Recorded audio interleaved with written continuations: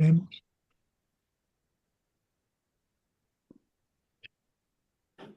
En la luz que de las alturas cósmicas poderosas quiera fluir hacia el alma, surge la certeza del pensar universal resolviendo los enigmas del alma, y reúne el poder de sus rayos despertando el amor en el corazón humano.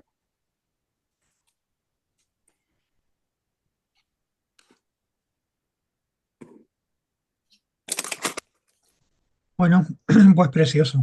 La verdad es que es un verso, llega una época en la que los versos son bastante fáciles de interiorizar y de una gran belleza.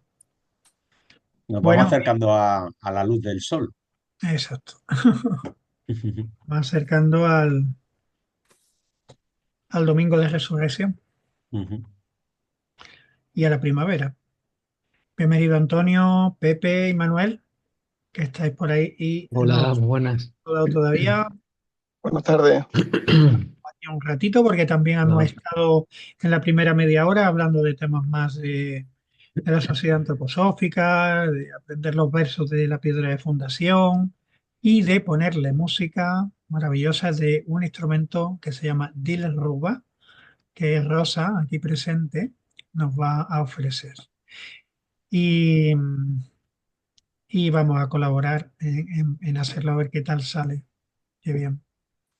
No te voy a pedir otra vez que lo enseñes porque está grabando, que antes no estaba, pero bueno, en, en algún momento que tú quieras, pues lo saca. Me- Menuda indirecta, ¿no? Todo, que vamos a tener un concierto, ¿estoy entendiendo o qué? Antonio está deseando de tener conciertos. Mira, este es un instrumento, Rosa lo puede explicar mejor que yo, del Roba, y tiene un sonido y tiene unos acordes, una combinación de notas. Es un instrumento de los hindú, De los Sikhs. De los Sikh. de los Sikh. Sí, Y no, emite un sonido armónico, sanador y que se puede además dirigir en función de los versos expresamente al cuerpo físico, etérico y astral y al yo. Y en ese trabajo está porque coincidió eh, que Rosa se puso a componer la música para los versos de la Piedra de Fundación y yo le dije que justo estaba pensando en ponerle una música específica a los versos, así que hemos coincidido y estamos en ello. ¿Te acuerdas, Olga, perfecto, lo que buena idea. decía Rufo? Ay, perdón, Antonio. ¿Te De- acuerdas, Olga, lo que decía No, no, Rufo de la conexión que había con el cuerpo físico y la pintura, el cuerpo etérico? sí, ¿Cómo era aquello? No me acuerdo. a ver, yo lo vi hace poco. Era el etérico, la escultura. A ver, ay, qué coraje. Sí, Yo lo tengo aquí. había una interrelación entre los cuerpos Y constitutivos la y música era el yo. la música era el yo. Eso. La música Sí. era el yo. Y luego estaba el físico, creo que la pintura, el etérico, creo que la escultura, y otro era la arquitectura. La arquitectura, sí. Sí, algo así. El astral, la arquitectura. Perdón, Antonio. no, que va, que va. Sí, sí, seguro que no era interesante lo que iba a decir porque ni me acuerdo.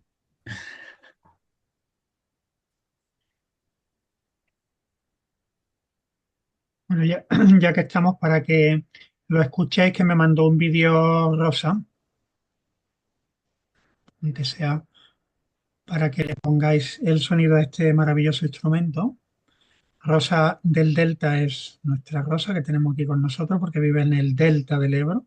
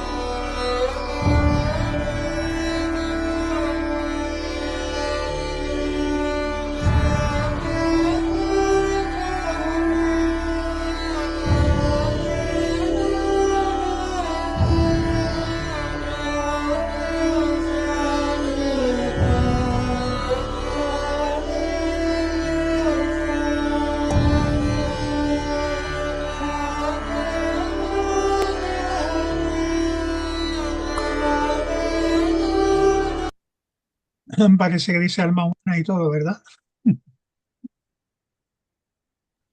Fantástico, tiene un sonido evocador ese instrumento, ¿eh? Maravilloso. Y esas imágenes también.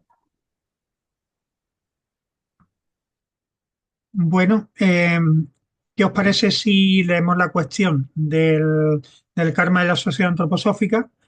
Yo propuse una nada más para que sea como una introducción y enseguida pues vamos a seguir con la lectura que comenzamos el otro día y ya lo comentamos.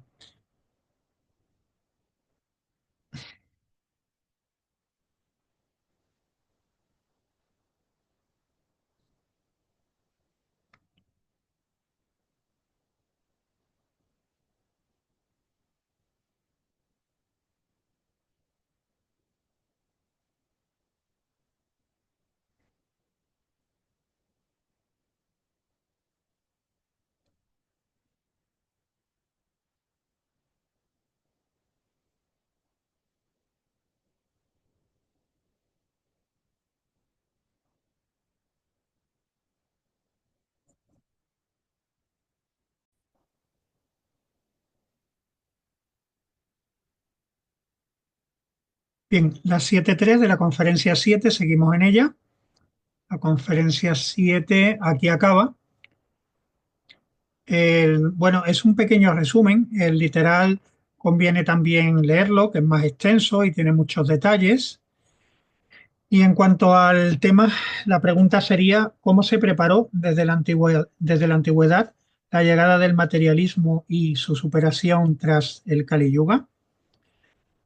Y nos dice Rudolf Steiner que hay dos corrientes principales. La corriente platónica, que procede directamente de los movimientos heréticos de los primeros siglos del cristianismo, que perciben al Cristo solar, y la corriente aristotélica, que procede de las almas que habían vivido en la era precristiana, vislumbrando el cristianismo como algo reservado para el futuro. En el siglo XII nace la Escuela de Chartres en Francia, donde resurge el antiguo cristianismo espiritual de los platónicos con una sucesión de grandes personajes que fueron grandes maestros allí. Se enseñaba, por ejemplo, que nueva vida vendría al cristianismo cuando su esencia y contenido espiritual fueran entendidos de nuevo, tras el Kali Yuga, la era de la oscuridad, con el año 1899, y llegue entonces el amanecer de una nueva era que ya ha llegado y de la que somos parte y testigos, con lo que podemos afirmar que esto fue anunciado proféticamente. También profetizaron sobre la época en que se desarrollaría el intelecto humano, en la época del alma consciente tras el siglo XII, adelantándose a la concepción copernicana del mundo. Ellos mismos, como platónicos, se decían, debemos mirar hacia abajo desde el mundo espiritual, dejando el mundo físico a aquellos otros cuya tarea es cultivar el intelecto a la manera aristotélica, a partir del siglo XII. La mayoría de las enseñanzas platónicas quedaron restringidas en la orden cisterciense. Aquellos entre los cistercienses que poseían el conocimiento más profundo se decían a sí mismos, de ahora en adelante solo podemos trabajar desde el mundo espiritual. Debemos dejar el campo libre a los aristotélicos. Los aristotélicos estaban en su mayor parte en la orden de los dominicos y así, en el siglo XIII, el liderazgo de la vida espiritual en Europa pasó a ellos. La tarea de esta corriente fue preparar el intelecto para esa época materialista que dio comienzo en la primera mitad del siglo XV y culmina en 1899 tras el Kali Yuga. Bueno, merece la pena leer con más detalle todos estos movimientos que están en el literal, pero bueno, para recordarlo y como introducción a lo que también nos está contando Libegot en cuanto al al fin y al cabo también al karma, ¿no? De la sociedad antroposófica y de las personas que encuentran la antroposofía como una necesidad que está prevista y que es necesaria para el proceso evolutivo de la humanidad en positivo. No sé si queréis comentar algo sobre lo que acabamos de leer. Yo tengo una duda que me surgió también ayer, pero no la escribí porque quería comentarla aquí con vosotros. Cuando habla de los herejes cristianos, ¿a qué se refiere exactamente? Heréticos, dice. Heréticos, Mm. que yo lo he relacionado con herejía, pero quizá no tenga nada que ver la palabra, ¿o sí? Sí, yo no lo busco en internet, pero por unos datos y otros, yo siempre tengo en mi cabeza que es que después del cristianismo, bueno, empezó la iglesia como tal a partir de Pedro y tomó un rumbo que no era el que realmente los cristianos, profundamente cristianos, que entendían el cristianismo de un aspecto esotérico, pues estaban de acuerdo con todo ese movimiento y entonces lanzaron voces disonantes. Entonces, por eso creo que de ahí viene el apelativo de heréticos, porque eran, se supone como que iban contra, eran como los herejes del cristianismo por no comulgar con la iglesia instituida. No sé si estoy en lo cierto, si alguien me puede corregir. Pero son los herejes, son los que en la conferencia, o sea, en el apartado de la semana pasada, en el 7.1 y 7.2, establecía las dos corrientes, los herejes y los que realmente sí eh, promulgaban esa esencia de lo crístico, realmente como ahora vemos. Eso en el 7.2 comentaba esas dos corrientes. Sí, Hablaba estoy buscando, sí, la eh, podemos leer si queréis, es muy cortita. eran como dos grupos principales. Cristianismo continuaba presentando a sus creyentes un Cristo concebido como el poderoso mensajero divino que había bajado del sol a la tierra para luego trasladar entre los hombres y con mayor o menor comprensión, Cristo fue representado por los cristianos de los primeros siglos como el Dios poderoso y después la otra corriente. Sí, pero esto es a los que se refiere ahora aquí como el grupo de los De herético. heréticos, pero en Claro, realidad porque no son herejes, es todo lo contrario, ¿no? dice después, hubo, sin embargo, entre los cristianos ciertas individualidades que cada vez más llegaron al punto de ser consideradas como herejes para la tradición, para lo que era el catolicismo, el cristiano católico de la iglesia realmente. Eso es, entonces más o menos lo que yo estaba diciendo, ¿verdad? Sí, claro, es que es herético, pero considerado herético desde el punto de vista de la iglesia de aquel tiempo, que era Ujú, los que en la Inquisición pues también quitaron de en medio, porque, en ujú, fin, todo lo que no comulgaba con los patrones que ellos tenían, pues lo intentaban quitar de en medio, ujú. Mm.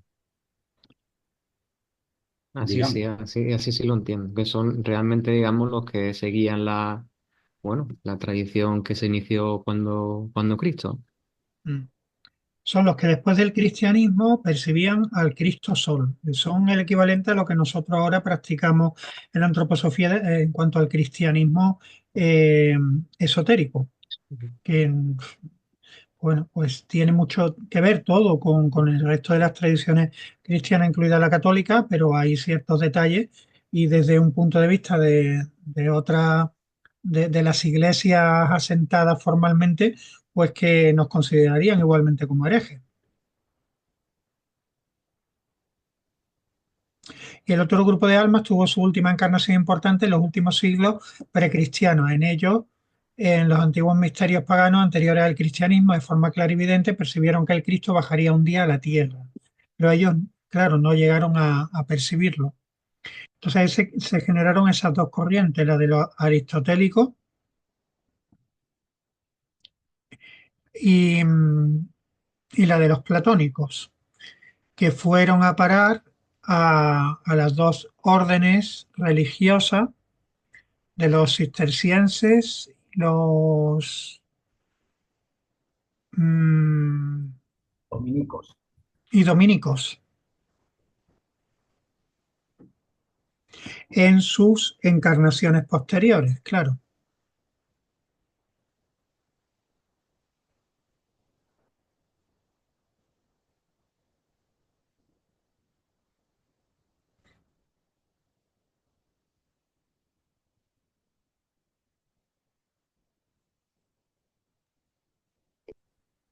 A mí lo que me pareció muy interesante es que todo estaba eh, reorganizado o previsto a nivel de, de los seres del mundo superior. Eh, Se echaba a un lado el, el que fue en ese tiempo el arcángel que estaba llevando la línea y dejaba paso a otra, mm, otra etapa, digamos, ¿no? Entraba a gobernar otro arcángel. Eso me parece muy interesante, o sea, que las cosas vienen como implementadas desde arriba, ¿no? Planes de que se desarrolle la mente cierto modo espiritual o esotérica y que en un momento dado digan, pues se para esto, que ahora tiene que haber un periodo en el que se desarrolle la mente materialista, ¿no? Eso me pareció muy interesante. Y bueno, y que ahora pues que tiene que haber una integración entre las dos.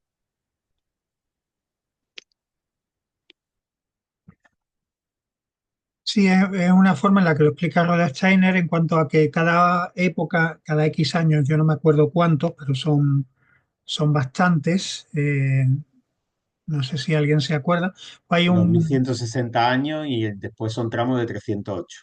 eso, pero 2160 es una época cultural, y, ¿no? Y los Sí. 300 y pico es la regencia de la influencia de un arcángel regente, ¿es así? Mm, Ahí ya no sé Mm, exactamente si cada 308 años cambia. Yo creo que la regencia corresponde al ciclo de los 2160 años, que es A mí como también me parece como lo de los 2000. esa época realmente. ujú. Sí, yo también Pero he leído tampoco estoy muy algo seguro, ¿eh? que lo Yo no estoy relaciona con los seguro, ¿eh? 2000 No años estoy seguro. de Eso regente. en el GEA que siempre en el de los las entidades espirituales y su reflejo en el mundo físico, ahí creo que viene bien explicado, habría que repasarlo. Pero yo creo que era un periodo menor, ¿eh? Creo que era un periodo menor en cuanto a los arcángeles. Lo miramos. Bueno, y ¿queréis que leamos el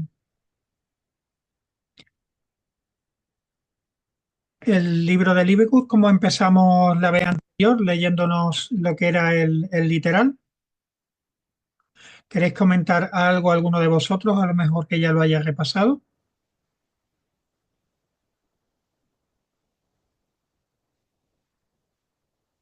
Nos quedamos aquí y estábamos todavía en el primer día.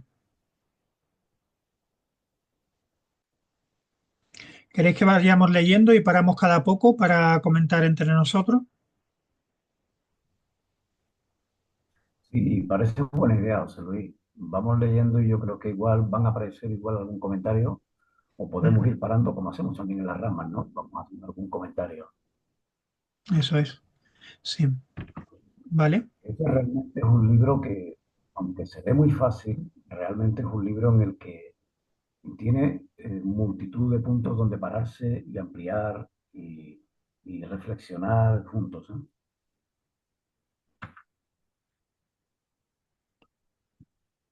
Pues vamos a ello.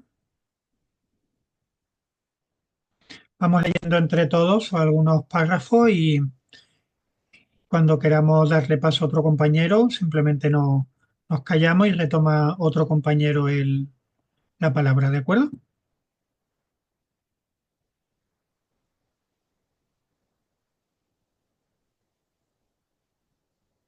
Si acaso podríamos retomar desde el 10 para cogerle el hilo.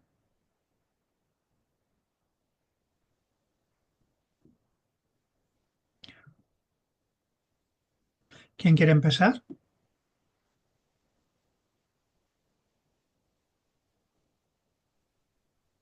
¿Podrías poner un poquito más grande la letra, José Luis?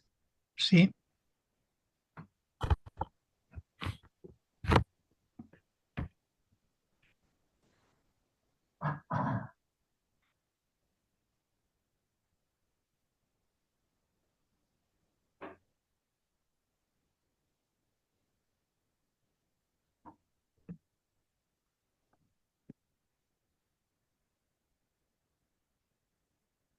¿Quién lee?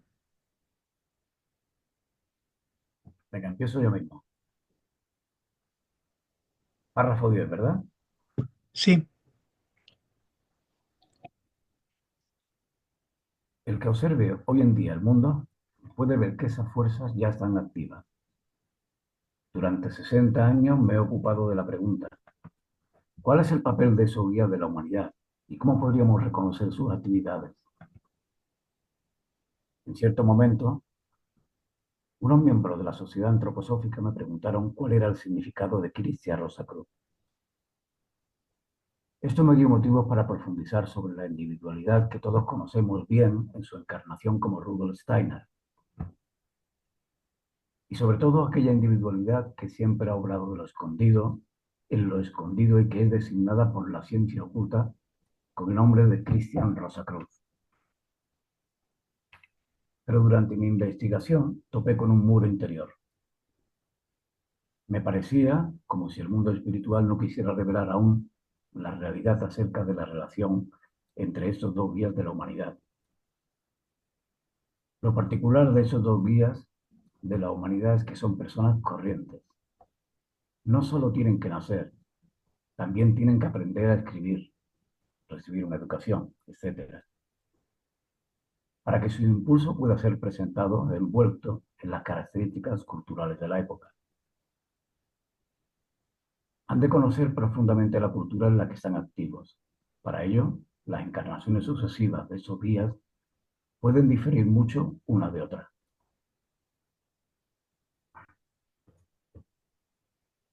La apariencia exterior de su trabajo será muy diferente en una cultura que en otra.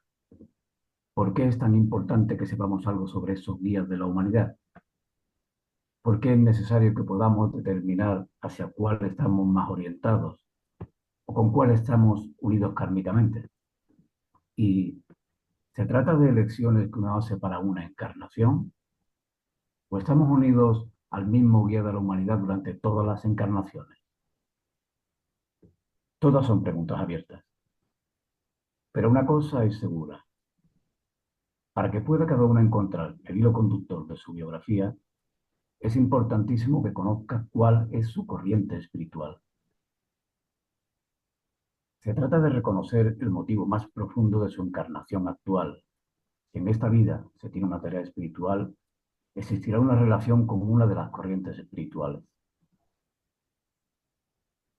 Desde la muerte de Willem Seligman van Eindhoven en 1961, he tenido que vivir en soledad con este problema. El tema volvía a surgir una y otra vez, y cada vez surgían impedimentos por los cuales no era capaz de penetrar hasta un verdadero conocimiento de esta cuestión. Sin embargo, cada vez me era más claro que cuando Rudolf Steiner usaba el término corrientes espirituales, se refería a corrientes que están relacionadas con la evolución de la humanidad en su totalidad, y no tan solo a grupos determinados o épocas culturales. Antes de decir más sobre las corrientes espirituales, otro mundo ha de ser mencionado. Cuando llegué a Dornach, en los años 30, y cuando al tiempo fui nombrado miembro de la Junta Directiva de la Sociedad Antroposófica en Holanda, las personas con las que trataban hablaban abiertamente sobre el karma. Entonces, las fuerzas opositoras lograron que eso fuera casi imposible en la sociedad antroposófica. A causa de las luchas de 1935, que llevaron a la ruptura en la sociedad, la propia palabra calma se hizo casi tabú. Aún hoy no es de uso corriente, no es de uso común hablar libremente de karma y reencarnación. Pero para llegar a un entendimiento real de las corrientes espirituales hacia las que apuntaba Rudolf Steiner, es necesario hablar abiertamente de karma y reencarnación.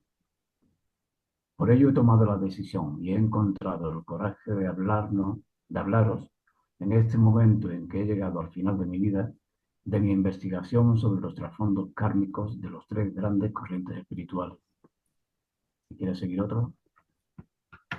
Considero este libro como un testamento espiritual, dirigido a todos los antropósofos que se hallan en sus vidas como buscadores y descubridores. Lo que voy a relatar en los próximos días he de agradecérselo a un gran número de miembros mayores de la sociedad. He tenido con ellos muchas conversaciones y en muchas de ellas he sabido acerca de afirmaciones que Rudolf Steiner hizo en conversaciones privadas. Gran parte de lo que contaré en los próximos días está basado en tales afirmaciones. Me doy cuenta de que no es posible documentar mucho de lo que diré. Es así. Bastante de ello se perdería si no me expresase. Quisiera nombrar a las personas que fueron mis interlocutores más relevantes. Nombro en primer lugar a Ehrenfried Pfeiffer. Muchos saben que es quien desarrolló la llamada prueba de cristalización sanguínea. También tomó sobre sí la tarea de dar fundamentos científicos a la agricultura biodinámica. En los años 30 visitaba 3 veces al año la Loverendale, una finca biodinámica en Zeeland, en Holanda, con la que tenía relación. A la vuelta llegaba hasta Zeist, en Holanda, para pasar la noche en mi casa. Tenía un Citroën de tracción delantera, excepcional en aquella época. Yo aprovechaba esas ocasiones para hacerle muchas preguntas, porque él había colaborado estrechamente con Rudolf Steiner. Siempre me respondía con indulgencia. Pfeiffer era un estudiante cuando conoció a Rudolf Steiner, y éste le trataba como a un hijo adoptivo. Guiaba sus estudios, y a principios de cada semestre Pfeiffer tenía que presentar una lista de asignaturas y cursos para deliberar sobre cuáles iban a seguir. Entonces Steiner decía: sigue tales clases y tales prácticas. Y al final del semestre Pfeiffer tenía que contarle lo que había aprendido.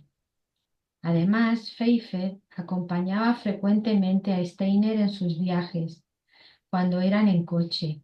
Así mantenía con él largas conversaciones en el trayecto entre Stuttgart y Dornach. Steiner contó a Pfeiffer muchas cosas que no dijo a ninguna otra persona. Pfeiffer me refirió muchas de aquellas conversaciones. De esta forma conozco la siguiente historia, que me fue de gran apoyo durante los años dramáticos de la ruptura en la sociedad antroposófica. Pfeiffer vino una noche para hablar a los cooperantes de nuestro Instituto de Pedagogía Curativa Gethonihuis en Zeist, Holanda, en una conferencia sobre el primer Goetheanum. Lo hizo de una manera muy íntima. Nos reunimos después de la conferencia y le pregunté: por Dios, ¿cómo es posible que las personas que rodeaban a Rudolf Steiner, tan razonables y simpáticos como eran, crearan tantos problemas entre ellos? Dejaron que todo fracasara porque no sabían ni saber cómo trabajar juntos. Pfeiffer me miró y dijo: una vez pregunté a Rudolf Steiner cuál había sido la causa de los problemas que surgieron en la época de la transformación social en torno a iniciativas como Der Kommentag, el día venidero, Iniciativa para la Transformación Social en los años 20. Rudolf Steiner respondió: has de comprender que muchos de nuestros amigos están pasando por una encarnación intermedia, en la cual se concluye aceleradamente el karma negativo y viejo, para que en la próxima encarnación estén liberados de ese karma negativo. Entonces será más importante estar libre de ese karma. Por ello, proseguía Steiner, debemos soportar y sufrir todos los fracasos. Esta imagen me ha ayudado muchísimo. Desde entonces he mirado con ojos diferentes a muchos de los pioneros del movimiento antroposófico.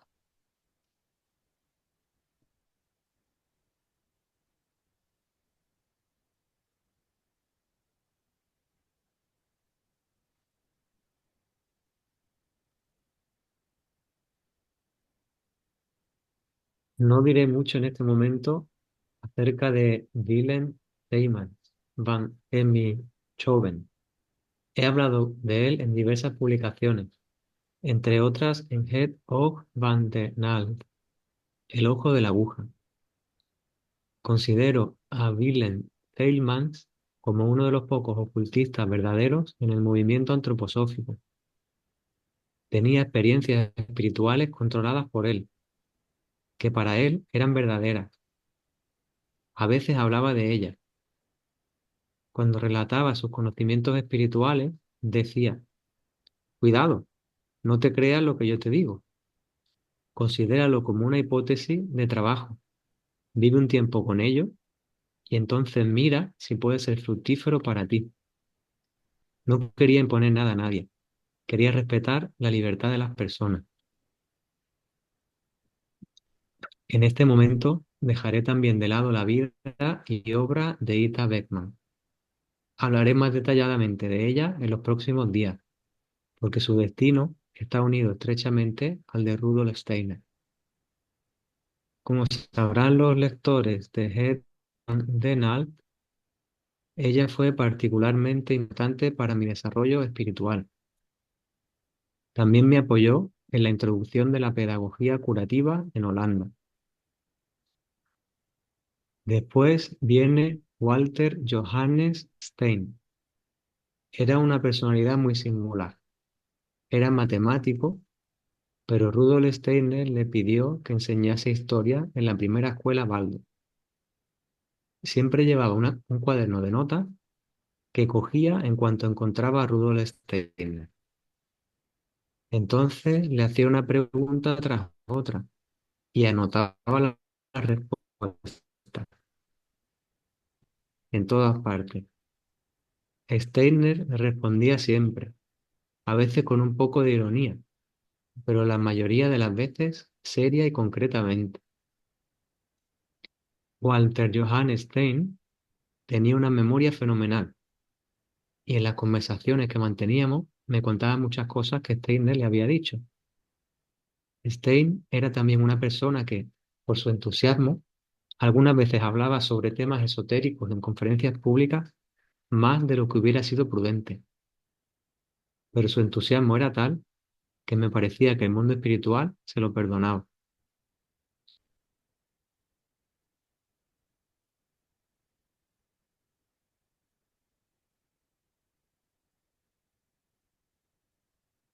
Con Stein, un encuentro entre los dos o en un pequeño círculo, siempre un gran regalo. Por otra parte, Walter Johannes Stein escribió un importante libro sobre el Grial, en el que se habla extensamente del Parsifal de Wolfram von Eschenbach. Se titula Das 9.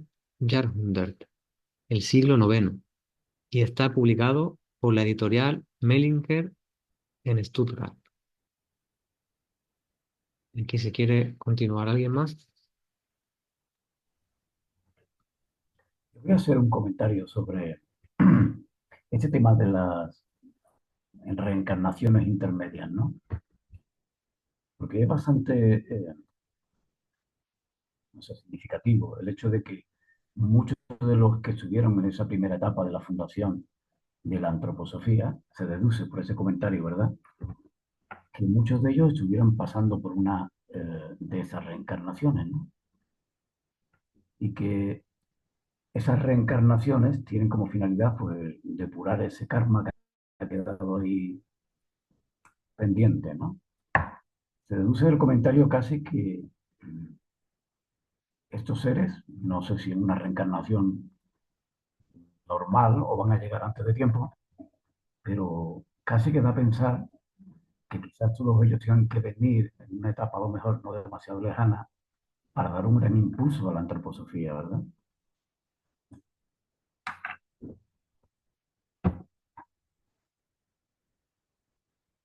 Recuerdo que en cierto momento, al hilo de lo que dice Antonio, que no sé si se ha comentado aquí o lo he leído, eh, que estábamos en un periodo en el que las reencarnaciones no se producían haciendo el infinito completo como habitualmente, la lemniscata esa, eh, haciendo el ciclo no temporal, digamos, completo, sino que por las circunstancias en las que estábamos de materialismo y de final del Kali Yuga y, en fin, por esta parte de la Edad Oscura, como que muchas de estas personalidades probablemente iban a volver más pronto de lo habitual. Sí, ahora que lo comentas, es verdad que en algún momento lo hemos comentado, sí. Algo de eso, o sea, recuerdo yo, no sé dónde, pero algo de eso recuerdo. Sí, sí, con ese comentario que estamos leyendo aquí ahora, pues sugiere que podía ir por ahí la cosa, ¿no? Casi que hay ahí como un pendiente, ¿no? Y esos seres tienen que regresar, regresar para seguir trabajando en este mismo proyecto, ¿no?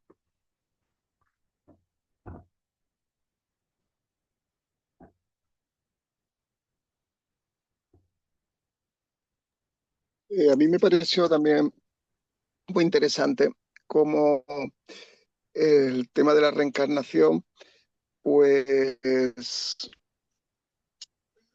algo que uno ha podido recoger ideas de unos sitios y de otros, ¿no? Pero aquí en estos textos, no se recuerda ahora mismo en cuál era, habla que no solo lo que es la reencarnación en el momento en la Tierra, ¿no? Esa reencarnación, sino que todo se prepara previamente. Por ejemplo, periodos en el que no conviene o no procede el que baje un determinado ser, pues no se está reencarnando hasta que llegue su momento, ¿no?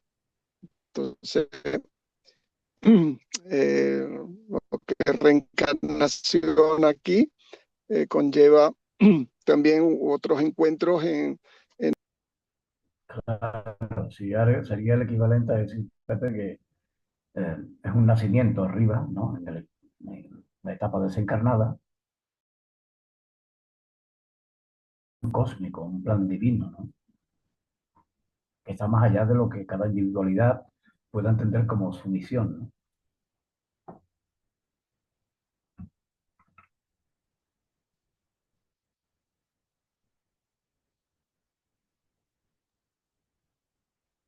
También entendiendo que estas personalidades, diría, no son, bueno, grandes personalidades que en su momento han estado ya vinculadas a la sociedad antroposófica en esos principios y que, como dice aquí, aprovecharon esa parte para eliminar karma y volver con otro impulso, realmente están guiados por seres superiores grandes guías y bueno, y seres más elevados que seguramente conforman un poco el patrón que la parte anterior que eh, eh, comenta Libegus que de alguna manera hay había un problema y creo que entiendo que sigue manteniéndose, que es el hecho de que como no han sido grandes guías y por tanto pueden elegir un poco más concretamente dónde intervenir o dónde no intervenir, entran en la encarnación humana como cualquiera de nosotros, con lo cual el que se vinculen a la sociedad antroposófica, de nuevo a la antroposofía y todo ese tipo de historias son como pequeños retos que tienen que volver a pasar, así como yo por lo menos lo interpreto. ¿Sabéis a lo que me estoy refiriendo? Que se ha comentado antes, ¿no? Sí, sí. Sí, sí, se ha comentado eso, ¿verdad? Claro. Pero yo entendí, el comentario lo entendí, se ha leído, lo he entendido en el sentido de que muchos de sus miembros, en esa misma etapa en la que están viviendo la fundación de la Sociedad Antroposófica y están ahí dentro del movimiento, es ahí cuando ellos están pasando por una etapa, por una reencarnación intermedia. Eso es lo que yo deduzco de ese comentario que acaba de hacer ahí, ¿no? Pfeiffer, ¿no?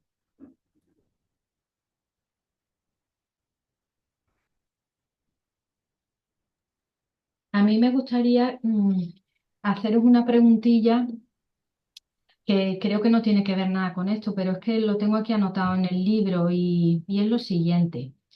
Dice Libewood, considero este libro como un testamento espiritual, dirigido a todos los antropósofos que se hallan en sus vidas como buscadores y descubridores.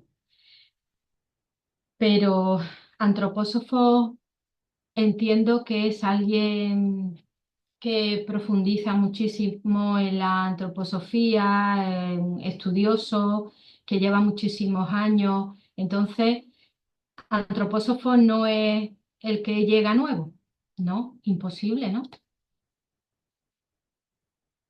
Es que me ha llamado la atención.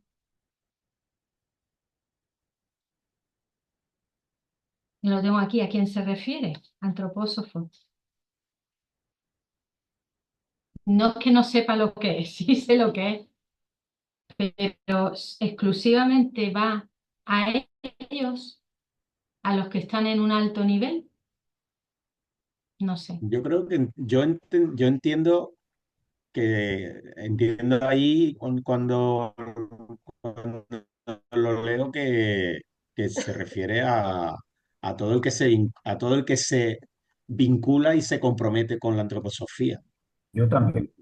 Decía en su momento Rudolf Steiner que bastaba con haber leído, no, por eso creo que se lo escuchaba Joan Melé, que bastaba solo con haber leído alguna conferencia, ni siquiera un libro completo, para ya sentirse vinculado sentir la llamada de la antroposofía, aunque después no siguiera. No sé, algo parecido a lo que le pasó,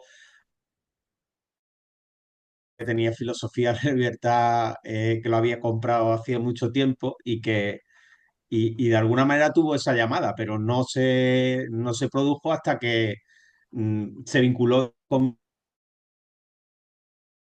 cuando terminó de adentrarse, ¿no? Pero esa conexión ya estuvo mucho tiempo atrás. Él sabrá en su biografía por qué, ¿no? No sé, algo así. Yo también lo entiendo en esos términos. O sea, yo creo que antropósofo es aquel que se vincula con la antroposofía y que de alguna manera comparte ese compromiso, ¿no? Y obviamente hay etapas, hay niveles, hay compromisos mayores, compromisos menores. Como en todo, el antropósofo puede llegar a un determinado nivel el que su misión de vida le lleve y el que quiera asumir, ¿no? Porque aquí estamos desde el libre albedrío, ¿verdad? Pero creo que hay un impulso del alma que es el que determina quién es un antropósofo, ¿no?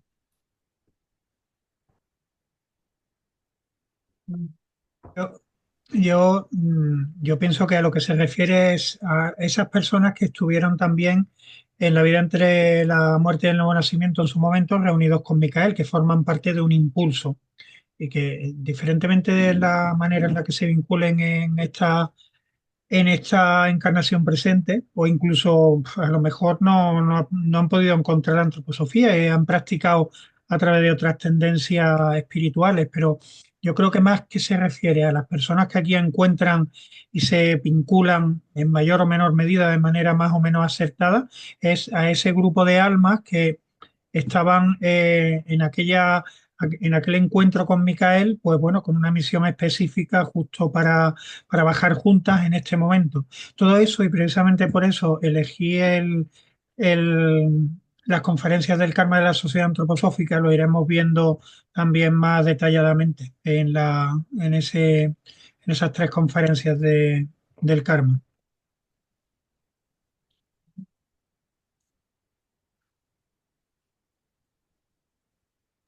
Buenas Bueno, tardes a todos. hola Susana. Hola, hola. ¿Queréis que sigamos así, leyendo literal?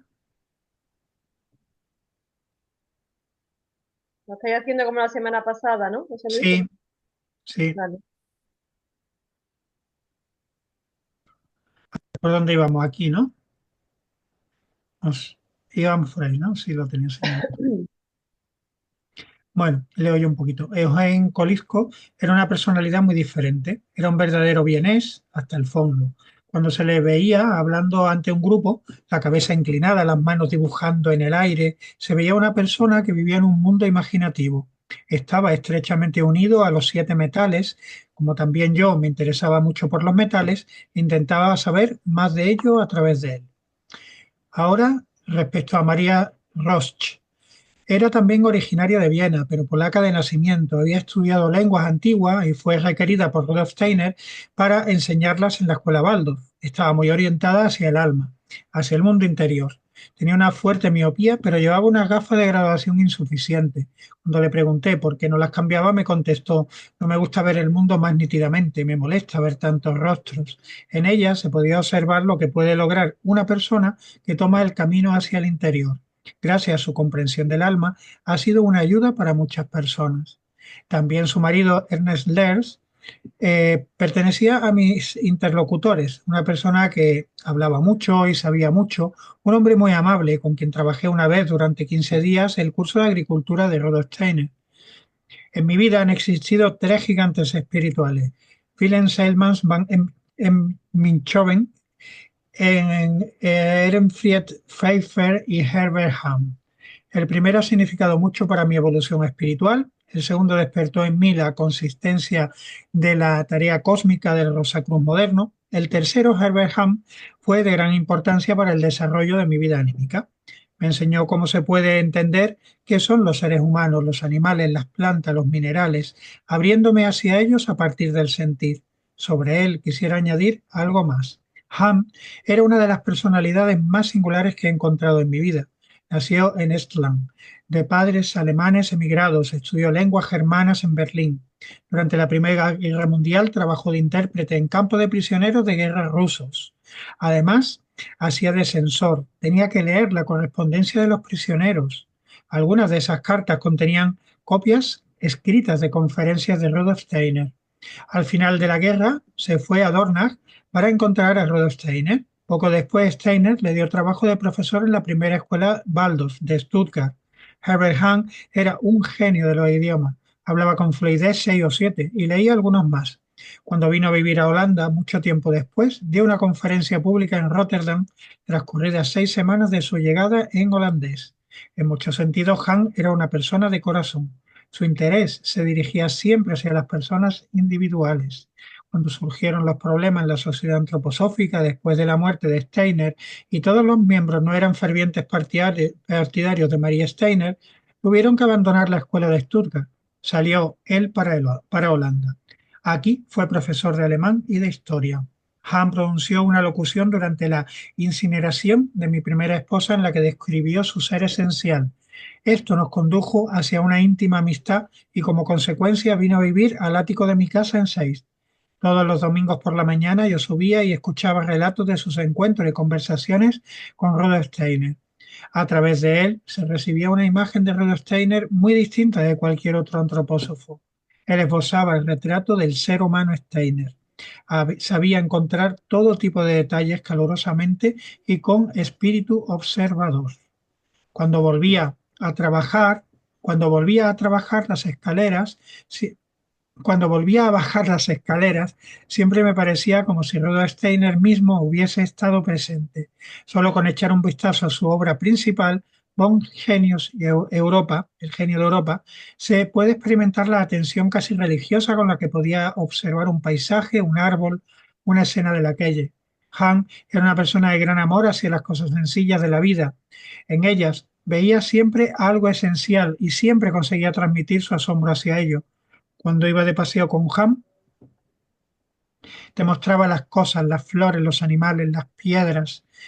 Te enseñaba cómo mirar una adelfa, un ciprés, una mata de romero. Verdaderamente era un hombre del alma. Me enseñó a vivir el mundo no solo desde el ángulo del pensar, sino también desde el sentir. Me hacía ver claramente que el sentimiento es un importante maestro.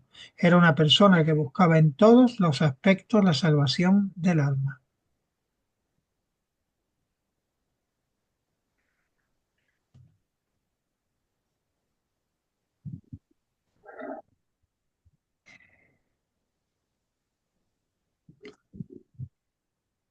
Bueno, no había yo transcrito, pero claro, el contenido como es muy descriptivo en torno a personas que, bueno, algunos sí nos suenan, otros pues no había yo puesto como más contenido, pero mientras si queréis comentar algo, yo lo voy buscando y lo ponemos para seguir leyendo.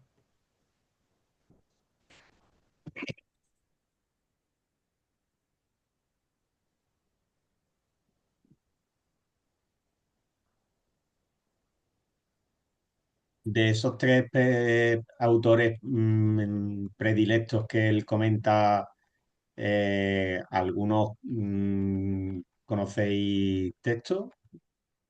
De Herbert Hahn, supongo que Las noches santas de Herbert Hahn, yo es lo que me suena, pero de los otros no sé si algunos conocéis, tenéis referencia, los que lleváis más tiempo.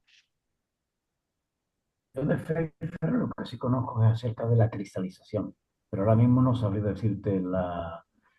Lo puedo buscar, ¿eh? Porque sí estuvimos en un cursillo y estuvimos utilizando textos de él, pero no recuerdo más allá de eso, ¿eh? ¿Te refieres al Emichoven? No, al otro, ¿no? Al de la Pfeiffer, a cristalización de Pfeiffer, la sangre Pfeiffer, es Pfeiffer. Ah, Pfeiffer. vale. Pfeiffer. Sí, ese creo que lo comenta Artur Sala en alguna de sus charlas, ha comentado algo sobre este, me parece.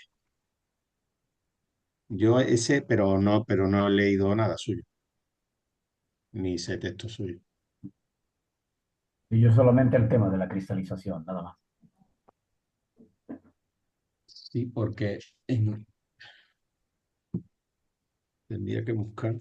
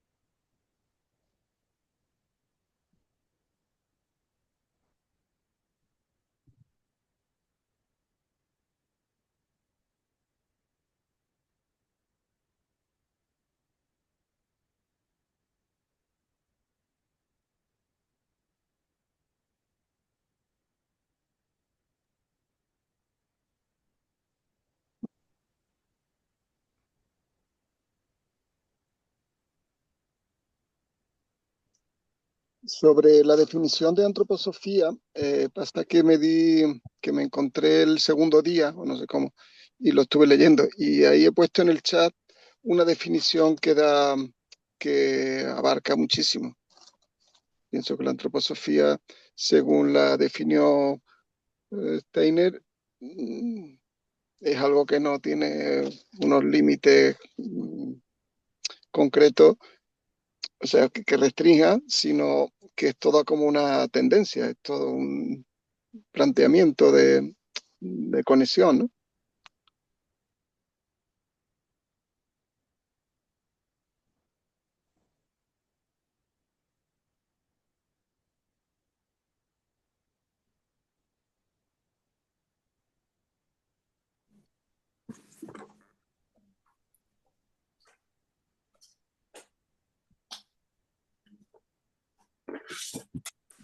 ¿Dónde dices que la tienes puesta esa definición? Perdona que estaba yo liado con esto.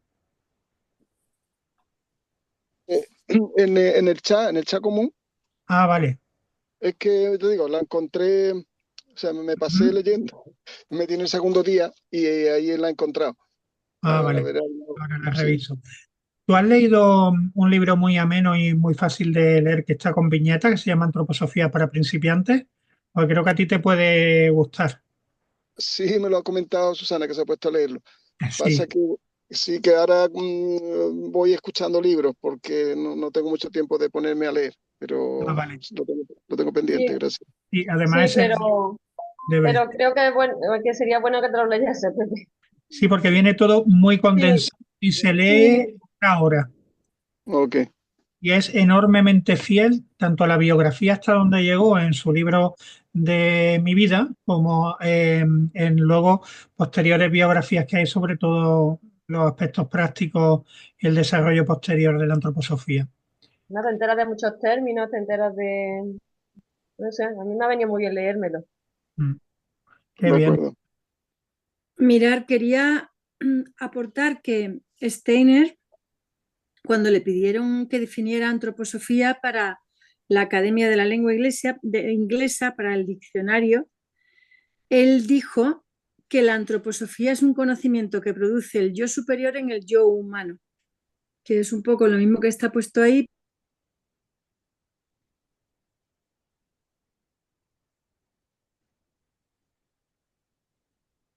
¿Se te ha ido la voz? Está Mm, congelado, Ya es Olga. un antropósofo. ¿Qué? Que sí, estás te has congelado. congelado. Se ha congelado tu imagen y Ah, tu que me voz. he congelado. Ah, pues no sé qué hacer. ¿Me, A mí también se me me Dilo, habéis dilo congeló todo antes. escuchado? coméntalo todo desde el principio. Ah, es que se me ha ido la... Vale. ¿Me escucháis ahora? Sí, Sí, Vale, pues que esto lo leímos en el curso de Rufo, sí, José sí, Antonio. sí, me Para la acuerdo. Academia de Lengua Inglesa definió como diciendo que la antroposofía es un conocimiento que produce el yo superior en el yo humano. O sea que cualquiera que tenga la apertura de ese canal o esas ganas de conectar, lo mismo que pone ahí, está en la antroposofía. Y yo creo que puede ser un antropósofo. A mí también ayer leyendo esto, me vino una frase de Campbell, que hace poco que la leí, que dice, los mitos son metáforas de la potencialidad espiritual del ser humano y los mismos poderes que animan nuestra vida, animan la vida del mundo. Que de alguna manera yo lo enlazo con esto que estamos comentando. El yo superior, digamos que el mito, bueno, no un mito, sino como una realidad espiritual. Y eso que vive en nosotros, nos anima a nosotros y no sé, como que estamos hechos de la misma, tenemos eh, una parte divina dentro de nosotros. No sé, un poco como que lo relaciono yo ahí todo eso un poco junto.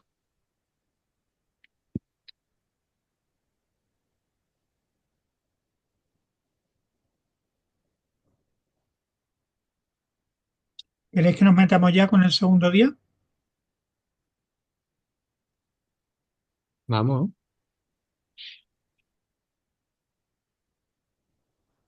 A ver, que es una dinámica nueva, porque siempre hemos llevado una dinámica perfectamente trazada con un contenido de Rudolf Steiner, que es que cada frase es todo un mundo y encima llevándolo a través de las cuestiones de trabajo, que lo condensa el contenido toda vez más, pues muy dinámico, ¿sabes? Quizás algunos echen falta ese dinamismo, pero porque, bueno, a propuesta de Antonio hemos hecho este libro porque todos habéis querido también, pero que siempre podemos ir variando las dinámicas, podemos ir, aquí estamos un poco pues como al principio, que hasta que se estableció la dinámica con las cuestiones y demás, que lo hizo tan ágil y que podíamos acceder al contenido de una manera tan fácil. Ahora mismo estamos como los grupos de estudio así tradicionales que se juntan y están leyendo ahí un rato, que a veces es más tedioso, otras veces más ameno, pero bueno, que por eso os digo que en cualquier momento cada uno que aporte sus comentarios para ajustarnos y que nadie se sienta que no puede, que tiene que aceptarlo tal como está, sino que podemos, como pasó ya anteriormente, cada uno poner nuestro granito de arena y seguir así, eh, desarrollando la mejor forma. ¿Vale? Bueno, ese primer día yo pienso que ha dado poco juego porque él estaba haciendo como una presentación de personajes, ¿no? Pero en este segundo día hay ya algunos temas más sustanciales aquí donde podemos ir trabajando, ¿eh? Sí, sí. Yo creo que es a partir del segundo día cuando empieza un poco más.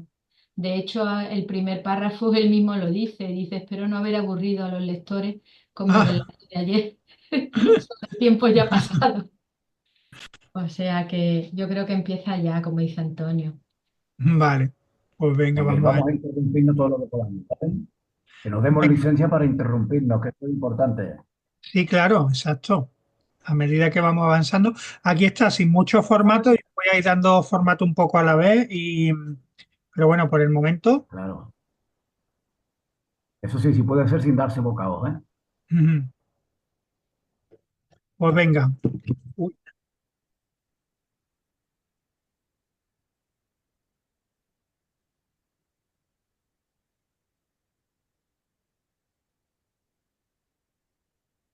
quien quiera empezar, que empiece.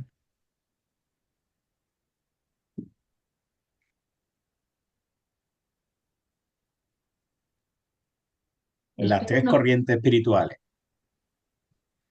Espero no haber aburrido a los lectores con mi relato de ayer sobre tiempos ya pasados. Era necesario mencionar todo aquello para que quedara claro que esta publicación tiene una larga historia y que está profundamente arraigada en el desarrollo de la antroposofía.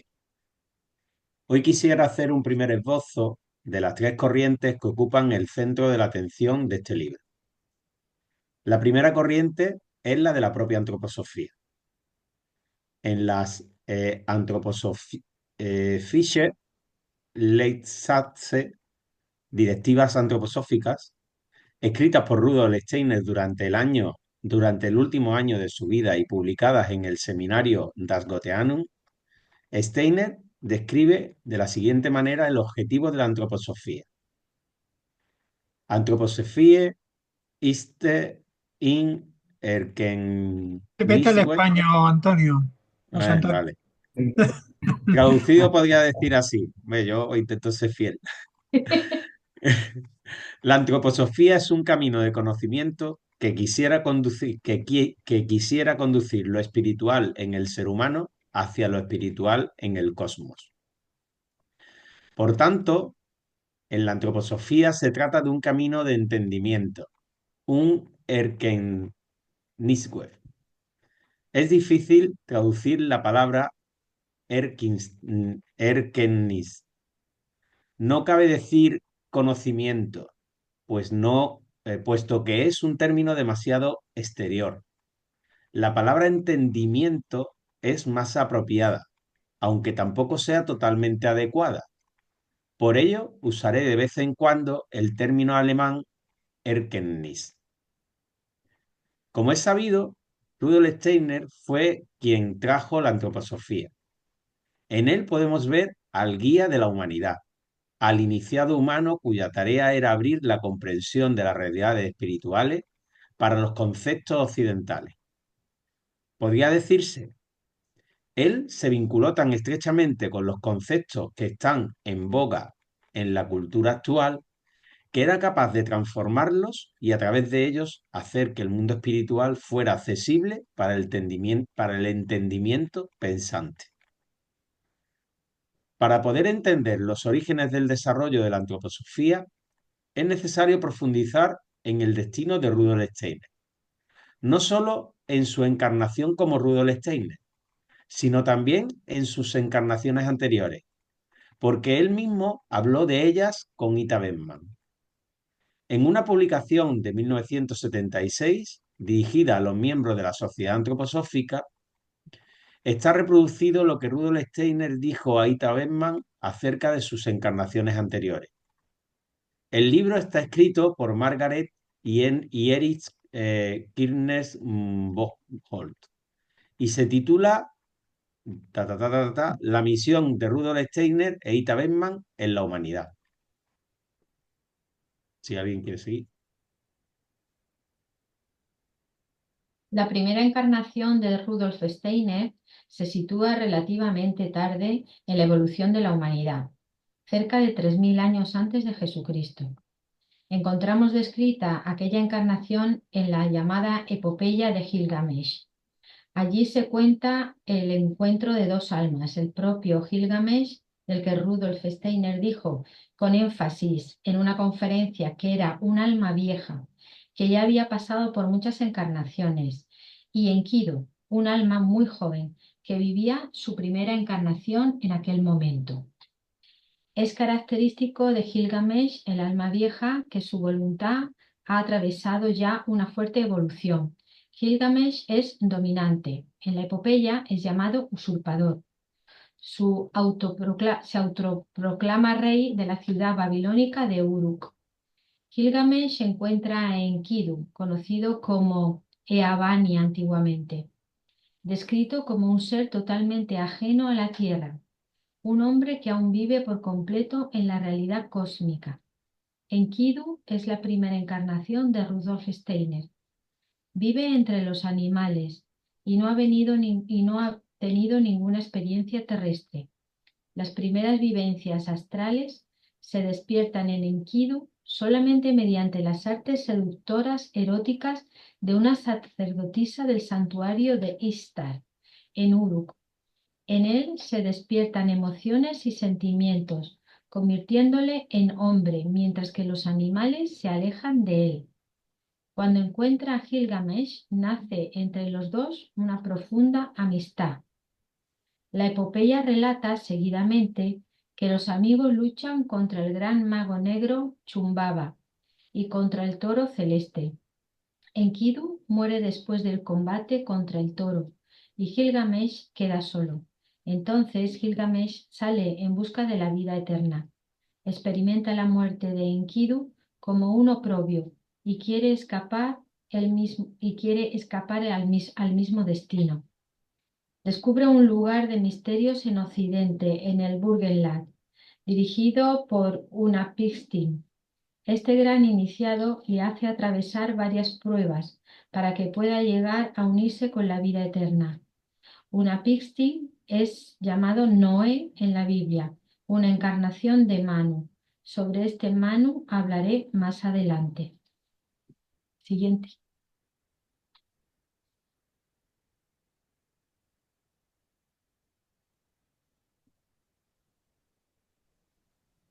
En las conferencias que Steiner pronunció, ¿sí me están escuchando? Sí, Sí, durante el Congreso de Navidad de 1923, ya lo he perdido, perdón. ya. En las conferencias que Steiner pronunció durante el Congreso de Navidad de 1923, cuando la sociedad antroposófica recibió una orientación completamente nueva, describe cómo estas dos almas, Gilgamesh y Enkidu, vuelven a reencontrarse durante unas cuantas encarnaciones sucesivas, atravesando un destino en común. Este tema lo trataré más extensamente después, pero en la serie de encarnaciones se hace evidente que se complementan mutuamente cada vez, justo por ser dos naturalezas tan opuestas. Lo que uno es capaz de hacer lo puede el otro y viceversa. Rudolf Steiner se encarnará en la época actual o en el próximo futuro junto a su alma hermana para terminar la obra que comenzó a principios de nuestro siglo. El conocimiento de la esencia espiritual del cosmos fue dado en tiempos precristianos en los centros de misterios. Entonces todos los misterios eran misterios de sabiduría. Había pequeños grupos de personas que recorrían el camino especial para alcanzar aquella sabiduría, aquel entendimiento del mundo espiritual. Micael representaba la inteligencia cósmica como espíritu solar central. Administrando la inteligencia cósmica, ayudaba a los hombres a alcanzar el conocimiento. Él daba las inspiraciones e inyectaba los conocimientos que eran necesarios en aquel momento. Pero como indudablemente sabrán los lectores, Rudolf Steiner se ha referido a ello muchas veces. Micael se ha retirado y ha dejado el desarrollo de la inteligencia en manos de los hombres. Con ello, la inteligencia cósmica se ha convertido en inteligencia humana. Esa inteligencia ha de ser utilizada y desarrollada en tal modo que la sabiduría humanizada sea ofrecida de vuelta a Micael. Este es uno de los pensamientos clave en la escuela de Micael, que fue instaurada en la Tierra durante el Congreso de Navidad de 1923, antes mencionado. ¿Sigue alguien más? Transformado por nuestra actividad interior, lo que nos es concedido de la sabiduría cósmica, por ejemplo, en forma de mantra y textos que se pronuncian en la escuela de Micael, devolvemos la sabiduría a Micael en forma individualizada y humanizada. Solo a través de este acto interior, la transformación del entendimiento cósmico en entendimiento humano, es posible que la sabiduría de Micael pueda obtener un significativo efectivo para el futuro. Se trata de un camino que cada cual puede seguir, cada uno a su manera. Hay que mencionar otro aspecto de este, retomar al cosmos. En la piedra fundamental, pronunciada por Rudolf Steiner durante el Congreso de Navidad, en 1923 se dice: pues sobre el pensar cósmico del espíritu, implorando luz en el ser de los mundos. Un pensamiento típicamente aristotélico.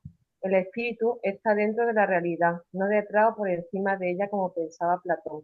El espíritu está oculto dentro de la realidad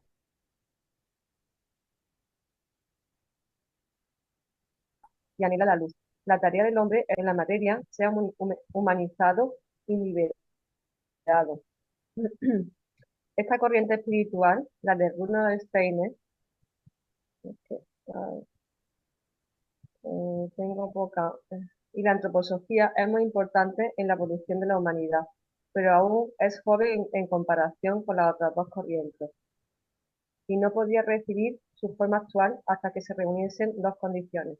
En primer lugar, tenía que terminar la época de Kali Yuga, la época oscura, que abarcaba desde 3101 a.C. hasta 1899, después de Jesucristo.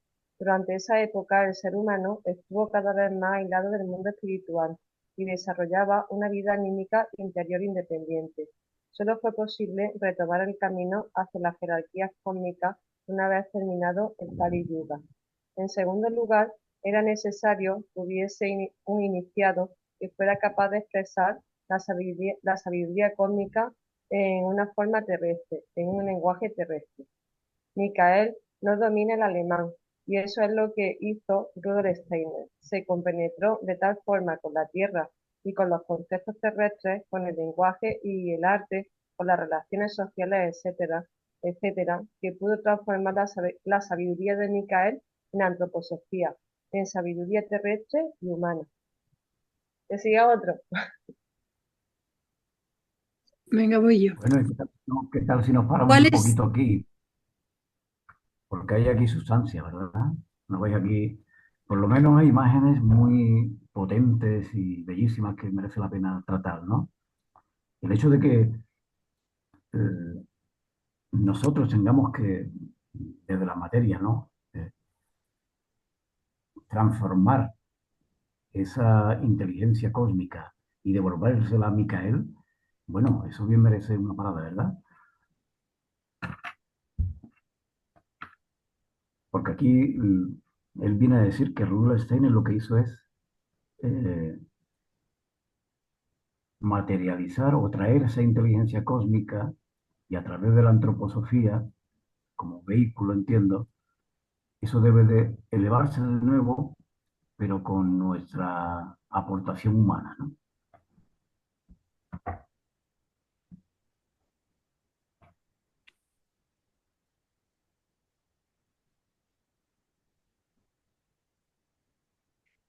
Me viene justamente a lo que tú dices, Antonio, el esquema ese que, que ofreció José Luis en Filosofía de la Libertad, al final de Filosofía de la Libertad, donde se ve el camino de ida de los 8 primeros capítulos y el camino de vuelta, y cómo en el camino de vuelta, con el impulso moral, el individualismo ético y con toda esa, aparecen ahí esos pensamientos que tenemos que buscar en, o sea, que Micael nos entregó, pero con el amor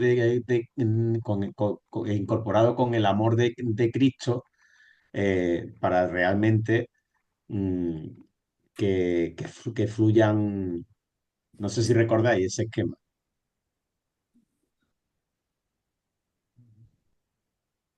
Sí, sí, lo estuvo planteando. Eran dos círculos, ¿no? Y pasaban unas flechas al pensamiento puro y entonces de ahí volvía, ¿no? ¿No era eso?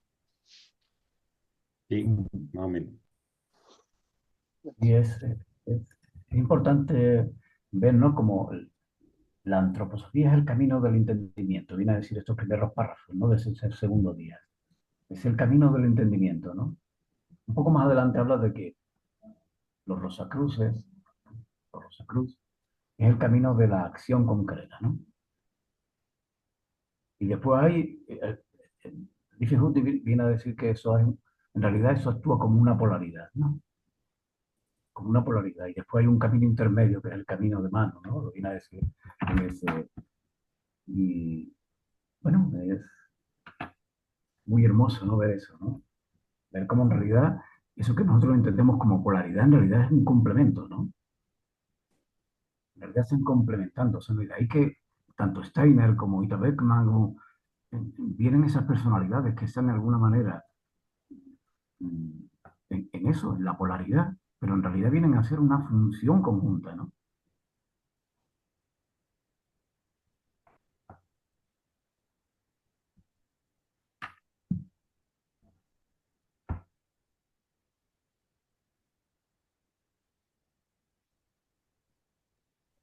Hay un aspecto cuando habla de Kali Yuga, el periodo de la oscuridad, como si se necesitara que esta luz, la luz de la inteligencia superior, eh, entrara en el hombre, de manera que el hombre la manejara, para luego, una vez que decía ahí, ¿no? Que no se podía hacer nada hasta que terminara este periodo, eh, esta inteligencia que se ha creado, que se ha desarrollado durante este tiempo de la oscuridad de Kali Yuga, ahora tendría que, como también decía ahí en esa última frase, ¿no? Como volver hacia arriba, ¿no?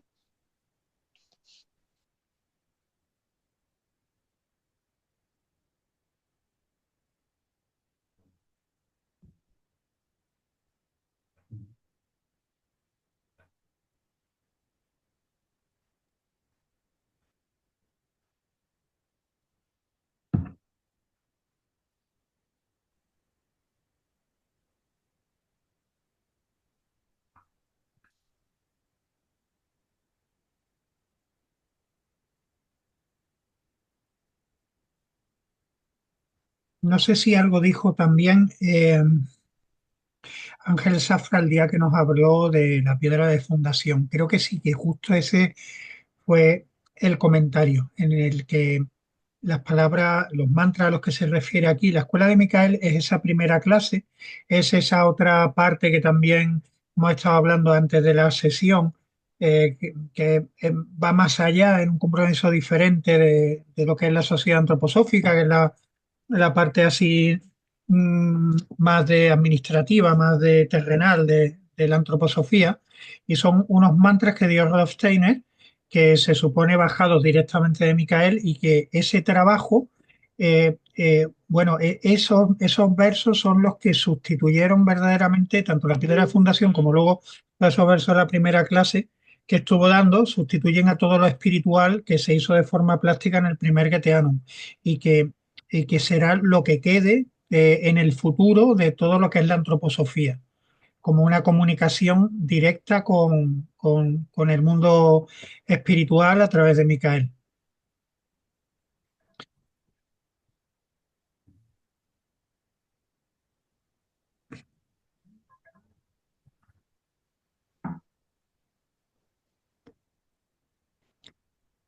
Y es verdad, yo también sí veo un poco la relación que habéis dicho de aquel dibujo que intentaba representar el camino de ida desde los pensamientos que nos hacemos partiendo de la experiencia en el mundo físico hasta el momento del pensar puro en el que ya directamente acogemos los pensamientos puros que debemos de hacer realidad en el mundo, ¿no?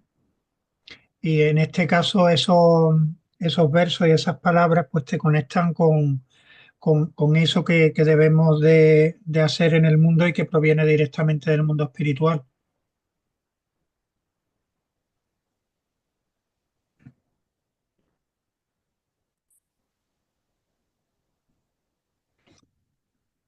¿Alguien quiere seguir? Sigo Os yo. tengo que dejar, Ay, bueno, lo José Antonio, siento. nada, nos vemos. Adiós, Gracias. Antonio. Chao. Chao. Gracias. ¿Cuál es la gran tarea de la antroposofía? El espíritu anhela dentro de la materia su liberación por el entendimiento del hombre. Así que en la antroposofía se trata de erkenntnis, con respecto a la esencia de la materia, la naturaleza, el cosmos, el hombre. Es lo que ha traído Rudolf Steiner. La escuela de Micael pertenece por completo a la corriente de la antroposofía.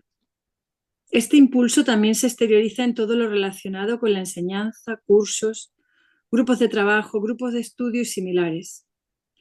La mayoría de las personas que llegan a la antroposofía entran por esta corriente, pero muchos experimentan después de un tiempo que quieren aún algo más que el mero entendimiento. Lo primero que salta a la vista es que hay personas que quieren actuar. Son aquellos que quieren cambiar el mundo con sus manos, que quieren refinarlo, convertirlo en obra de arte. Rudolf Steiner dijo una vez que la tarea de la corriente Rosacruz es la de transformar el mundo en una obra de arte, para que pueda servir de semilla para una encarnación futura de la Tierra llamada Nuevo Júpiter. Todo lo que entonces no haya sido transformado por el hombre quedará atrás y no podrá pasar a la siguiente fase, a la fase siguiente. Esta segunda corriente ha recibido su nombre de Christian Rosenkreuz, que fue conocido por ese nombre en sus últimas encarnaciones. Tiene unos antecedentes mucho más antiguos que Rudolf Steiner. Una encarnación importante de esta individualidad antes de Jesucristo fue la de Hiram Abiv, el constructor del templo de Salomón en Jerusalén. Salomón era un hombre de grandes conocimientos cósmicos, conocía las medidas cósmicas del templo, pero no era capaz de calcular el grosor de la viga para que no se hundiera el techo. Necesitaba un maestro constructor que supiera cómo manejar la tierra. Salomón, descendiente de Abel, necesitaba encontrar para ello un descendiente de Caín. En la leyenda del templo, un importante texto de los Rosacruces, Irán expresa que su antecesor fue Tubal Caín, el inventor de la forja y de la construcción. Se puede decir que la corriente Rosacruz es una pura corriente solar que es portada por los cainitas. La palabra Caín significa el que sabe hacerlo. No es el que sabe, sino el que puede. En todo el actuar de esta individualidad, vemos que se encarga de refinar la tierra. Para comenzar, a través de la agricultura, Caín fue el primero en hendir la tierra para cultivarla, para abrirla a las fuerzas vitalizantes del sol. Es el herrero que transforma el hierro bruto en herramientas. Esta es la tarea del Rosacruz, refinar la sustancia. Se exterioriza de maneras diferentes en las distintas épocas de la evolución humana. En la Edad Media, en la alquimia, el trabajo con los 4 elementos, tierra, agua, aire y fuego, y la búsqueda de la quinta esencia, el quinto elemento, la fuerza vital. El núcleo de la alquimia era llevar la sustancia terrestre hacia la esfera de la vida. Tal actividad solo es posible cuando va unida con profundos procesos de desarrollo interior, con el desarrollo de la moralidad. Los modernos rosacruces son quienes hacen este trabajo en sentido moderno. Pienso, por ejemplo, en los farmacéuticos dentro de la medicina antroposófica, que elaboran medicamentos de manera alquímica. Al ver cómo se elaboran estos medicamentos, ha de decirse, es pura alquimia moderna. Pero también pienso en los agricultores biodinámicos que introducen en su compost preparados que tienen una acción cósmica, que devuelven sustancia terrestre al cosmos. En el montón de compost, el espíritu se libera de su atadura a la tierra. Es así.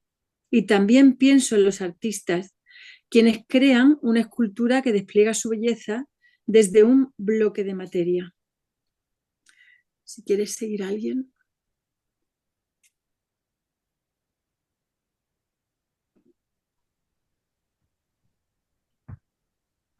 Así se ve a un moderno Rosacruz creando una forma plástica desde un bloque de materia y a otro que elabora un medicamento tomando una pequeñísima cantidad de sustancia, también desde la materia. En nuestros círculos continuamente vemos personas que tienen una profunda voluntad kármica de andar este camino. Rudolf Steiner inició la agricultura biodinámica. Indicó el posible transcurso de los procesos alquímicos en la elaboración de los preparados. Pero él nunca fue agricultor, porque su tarea era traer el conocimiento. Después tenía que esperar a las personas que empezarían el trabajo concreto con ellos. El obrar de Christian Rosenkreuz atraviesa todos los tiempos, desde Caín hasta el ascenso al nuevo Júpiter. La corriente espiritual que él dirige es verdaderamente grandiosa y extensa. Existen personas tan estrechamente vinculadas a ella que le entregan su vida. Mientras que poco a poco se me aclaraba todo esto, pensaba, aquí se trata de una polaridad. Por un lado está el entendimiento en la antroposofía, por el otro el actuar concreto de los rosacruces. Entonces, me parecía que también tenía que haber un centro, una corriente que trajera el equilibrio en esta polaridad. Entonces, pensaba que la tercera corriente tendría que ser una corriente que se ocupase del alma, mejor dicho, de la salvación del alma. El entendimiento está relacionado con el espíritu humano, su origen eterno, queda intocable para las fuerzas opositoras. El espíritu humano es de tan alta cualidad espiritual que las fuerzas oscuras no le pueden perjudicar, pero las fuerzas opositoras sí que pueden amenazar al alma humana, que se encuentra entre el espíritu y la materia, y es sede de los verdaderos procesos de evolución hasta llegar a destruirla. El hombre sin alma no podría acumular experiencia ni estar en evolución. Así que pensaba, tiene que haber una corriente que se orienta hacia la salvación del alma humana. Y aquí me gustaría hacer una parada porque eso es muy esclarecedor, ¿verdad? El hecho de que las fuerzas opositoras no pueden tocar el espíritu, pero sí pueden perjudicar al alma, ¿no? Y es aquí donde está quizás nuestra verdadera batalla, ¿no? En el campo de lo álmico, ¿no? Es aquí donde sí debemos y necesitamos fortalecernos, ¿no?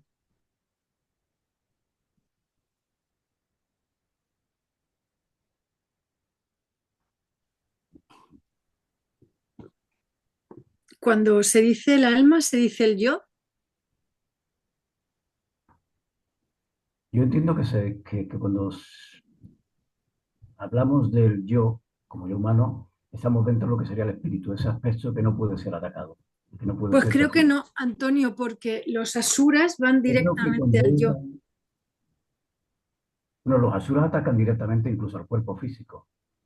No, al cuerpo físico le ataca cualquiera, pero yo digo que los asuras van al yo.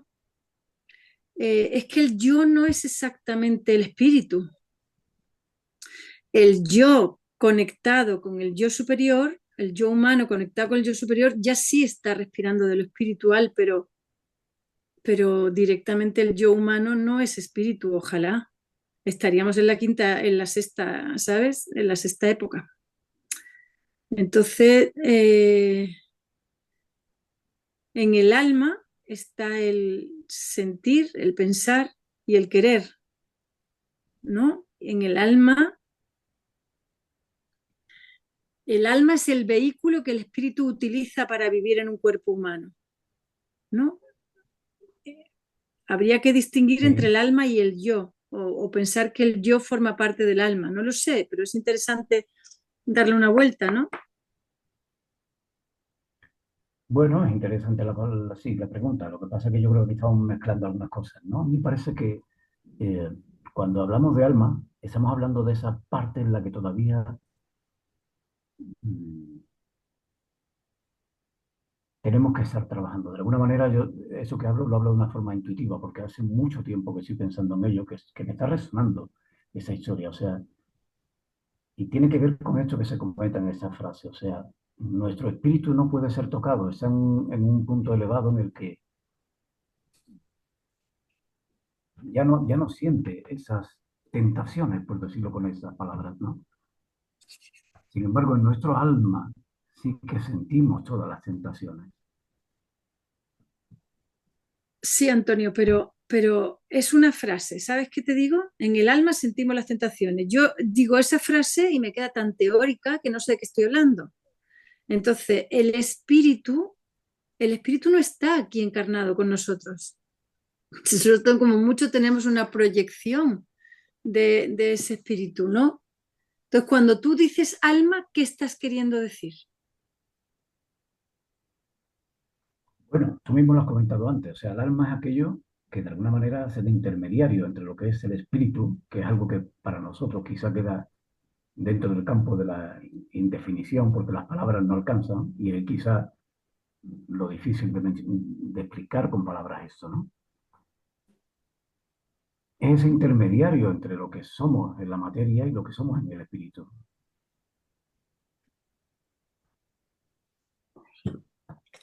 Y ahí en ese plano del alma, es donde realmente, mm, bueno, todo esto puede tomarse obviamente teóricamente,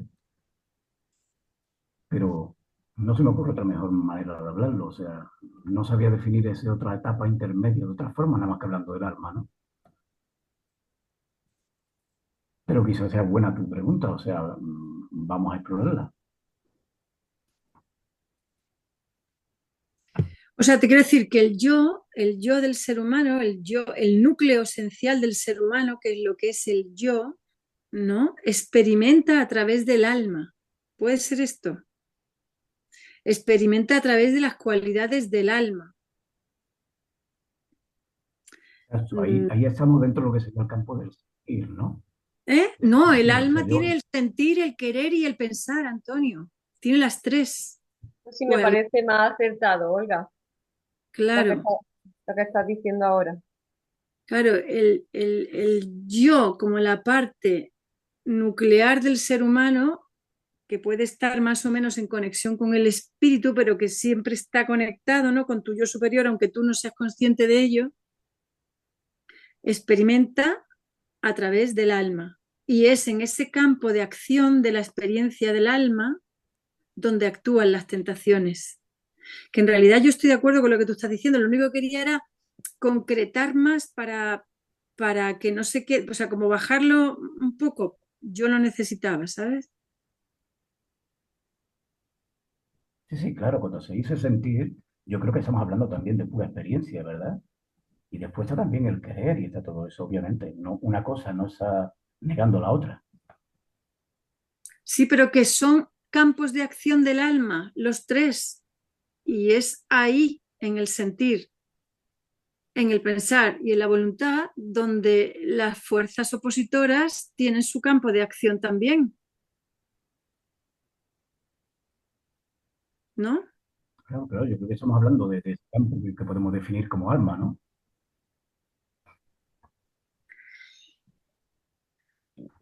Pero luego aquí hace una distinción y te dice que la antroposofía es la corriente del entendimiento, o sea, del pensar. Te dice que la corriente Rosacruz es la de la voluntad. La del actuar. Sí, la voluntad es el actuar. Exactamente.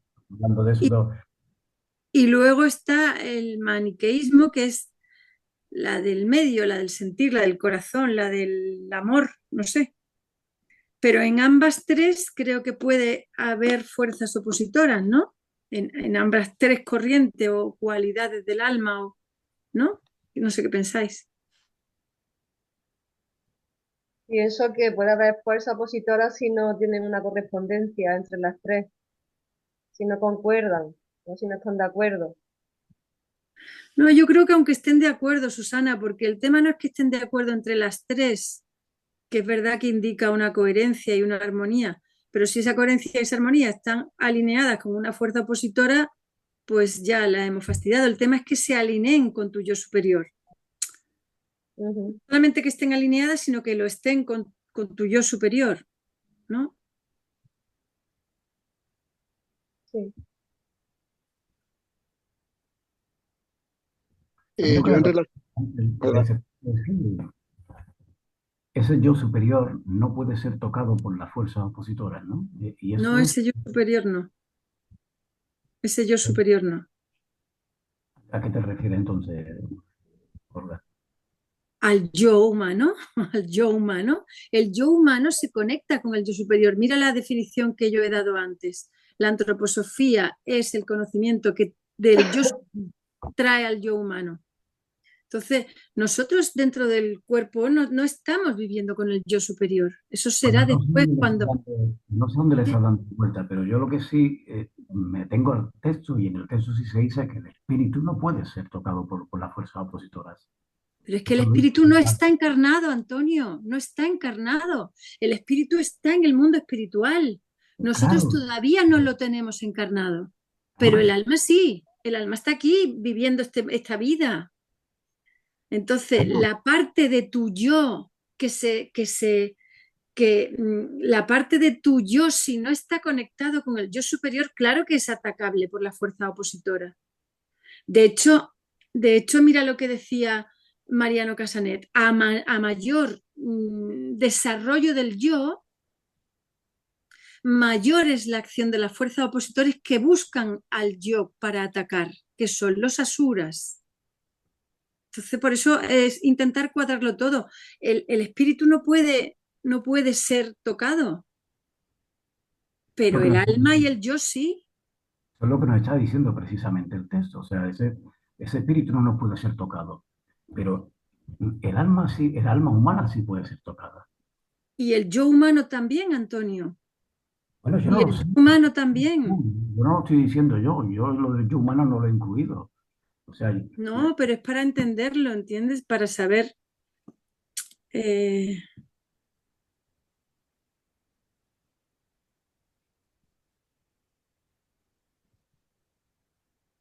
De hecho, mira lo que pone, el espíritu humano, su origen eterno queda intocable para las fuerzas opositoras.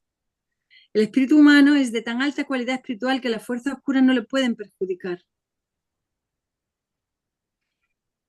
es exactamente lo que estamos comentando. Claro, pero yo quería saber dónde queda el yo, porque sé que el yo sí es tocable por las fuerzas opositoras. Entonces, ¿el yo habita en el alma? El yo humano, el yo, el que estamos intentando desarrollar y que quede lo más posible cuando muramos, ¿sabes? Que recoja lo Entiendo más posible que de...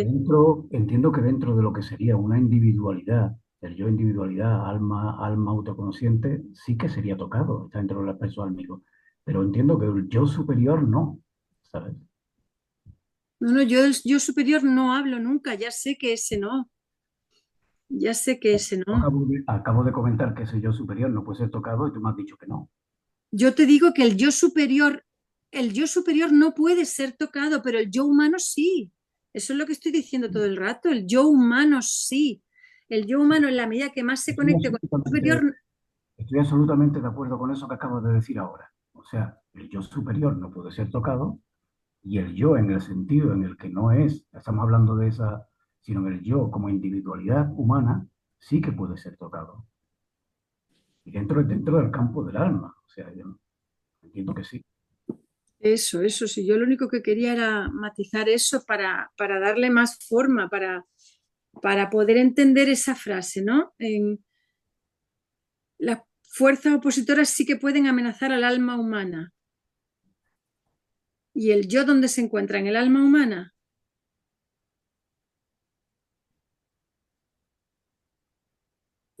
Olga, para mí eh, se trata de distintas, bueno, como yo lo entiendo, Mira, a eh, ver, di- ahí está el distintas, distintas cualidades. O sea, como igual que la materia tiene unas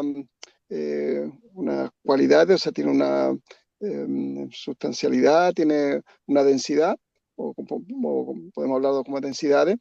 Por encima de eso estamos hablando de energía del aura, por ejemplo, ¿no? Que sería la personalidad. Están ahí sentimientos, son aspectos como energéticos. Sería otra sustancia más sutil.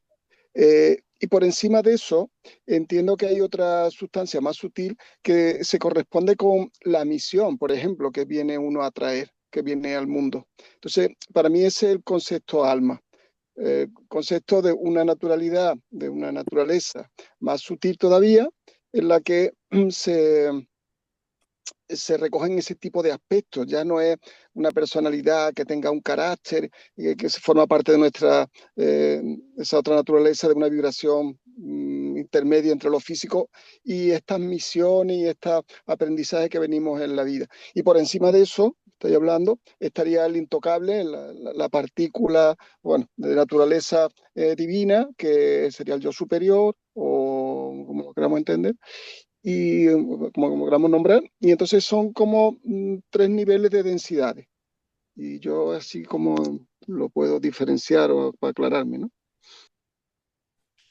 sí, también se puede ver así. A mí el esquema que acaba de poner José Luis ya lo termina de aclarar todo. Era lo que yo tenía en la cabeza, pero no lo había visualizado y ya está. Me parece, ese esquema me parece que es lo que estábamos hablando básicamente, ya está. Sí, esto lo acabo de hacer ahora, porque como estabais hablando de cosas y también hay personas aquí que, por ejemplo, no han pasado por el libro de Teosofía, que se nos explican lo que son los cuerpos constitutivos, primero en 9, como lo he puesto ayer, ahora, y luego en 7, porque luego Steiner lo que hace, bueno, de lo que es el cuerpo físico etérico y el cuerpo astral, mineral, vegetal y animal, y después el núcleo del alma, que tiene el alma sensible, el alma racional y el alma consciente. Pero lo que es el núcleo del yo que está en el alma, el yo terrenal, el yo humano, como decía ahora Olga, coge la parte central del alma, lo que es el alma racional, y una parte, la más humanizada, la más desarrollada del alma sensible, no esta pequeña parte que está tocando con lo que sería un cuerpo físico astral, de emocional a nivel de instintos, que es el que compartimos con los animales, sino a partir de lo estrictamente humano, que estaría aquí. Ya, ¿verdad? Esto que he señalado de rojo, dejando aparte esta intersección del cuerpo astral que compartimos en el instinto y las actitudes emocionales animalizadas con el reino animal. Y después abarca todo el alma, incluso la consciente, pero que llega hasta ese límite que ya se toca con el cuerpo espiritual, que no está encarnado. Esta parte no está encarnada.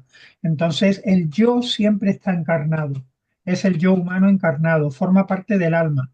Y ya esta parte no está encarnada, es parte de nuestro yo, y ya del yo espiritual, es la que estamos desarrollando ahora mismo desde esta encarnación, como de manera consciente, Y después también Rudolf Steiner pues, nos explica que el alma es el intermediario entre el mundo del espíritu y el mundo espiritual y el mundo material. El alma es el intermediario entre cuerpo y espíritu. Entonces, yo lo que entiendo, por supuesto, es que es muy fácil cuando hablamos, incluso entendiéndolo todos a la vez, pero liarnos porque como no estés diferenciando lo que es el yo humano y el yo espiritual, que forma parte de las tres, de la triformación del espíritu también, en yo espiritual, espíritu de vida y hombre espíritu, que son las típicas formas del yo espiritual, en este caso el manas, pero yo creo que lo que se refiere aquí al libro es o sea, nosotros estamos en la Tierra y tenemos la libertad de elegir entre el bien y el mal, y es ahí donde actúan las fuerzas opositoras.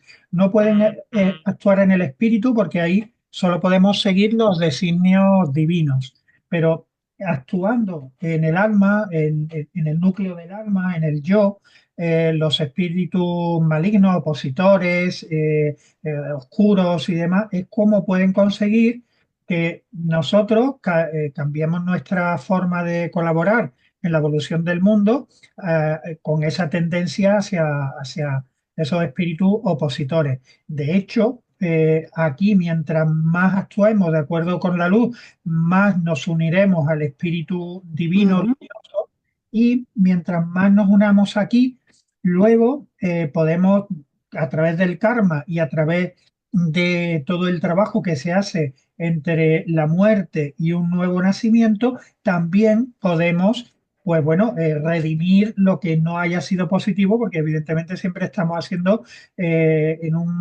alcanzando un equilibrio y siempre entre dos puntos opuestos.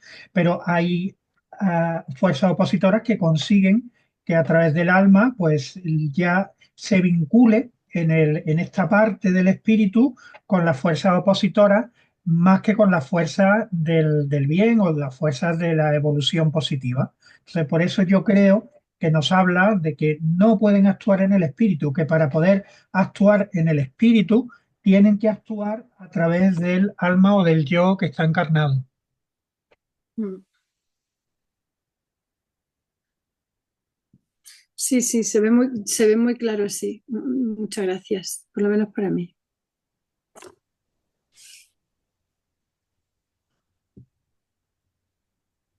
Sí, ha estado bien, yo pienso, para también, a veces nos mezclamos en conceptos, ¿verdad? Y sí, es verdad que quedan a veces en el campo de lo abstracto, ¿no? Y conviene a veces, pues eso, bajarlo, como dice Olga, ¿no? Creo que Mm. también es importante hacer esa faena, ¿no? Pero sí, este yo, que yo pienso que las fuerzas opositoras ya no es que traten de perjudicar ni actuar sobre el espíritu, saben que ahí no pueden hacer nada, pero sí pueden ganar la batalla o por lo menos intentar hacer su función, la de perjudicar a la humanidad, a través del trabajo que está en ese punto intermedio, ¿no? Que es el alma, que es como acabamos de decir, pues el campo de la experiencia, el campo de Mm. la saber. Leímos tanto es así, recuerdo en una de las conferencias, creo que de los evangelios, que contaba Rudolf Steiner, que el por qué también la muerte de prematura de niños inocentes, que uno dice, bueno, ¿y por qué, no? Este bebé, este niño pequeño, porque ha tenido que venir para enseguida volver de nuevo al mundo espiritual, y nos contaba que ciertas almas que ya aquí en la tierra están totalmente perdidas y no son recuperables ni siquiera, o sea, cuando además lo decía así literalmente, cuando incluso ni tan siquiera los seres espirituales ya no tienen fuerza, su ángel ha perdido la fuerza para llevarlo hacia la luz, pues resulta que son las almas de los niños difuntos las que se sacrifican, y toda aquella fuerza espiritual y todo ese karma que dejaron de cumplir en la tierra, eh, ayudan a esas almas prácticamente ya perdidas a que se puedan recuperar. Me ha venido eso al recuerdo.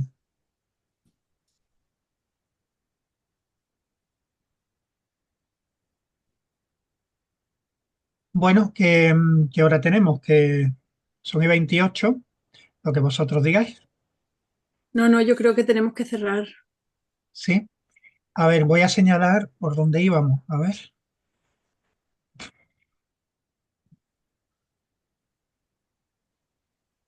Mm, luego, eso nos hemos quedado aquí, ¿verdad? El hombre sin alma no podría acumular experiencias ni estar en evolución. ¿Por aquí no hemos quedado? Sí, Sí, tiene que haber una corriente que se oriente hacia la salvación del alma humana. Y ahí. Ahí, ¿no? Ahí nos hemos liado, ¿no? Mm. Bueno, ahí hemos estado charlando. Sí, sí, digo que nos hemos empezado la a- liar con el alma y el espíritu y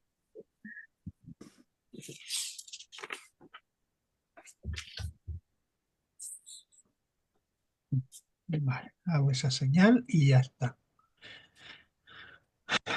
Leemos, leemos la piedra de fundación, ¿verdad? vale.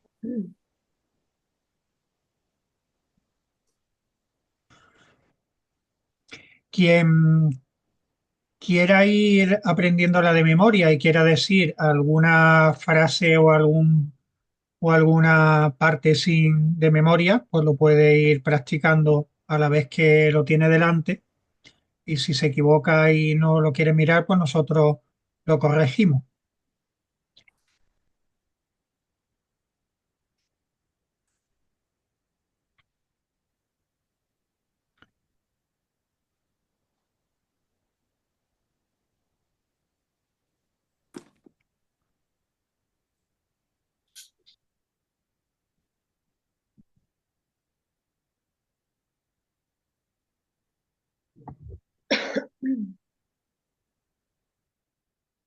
Como somos 7, pues mira, cada uno dice la mitad de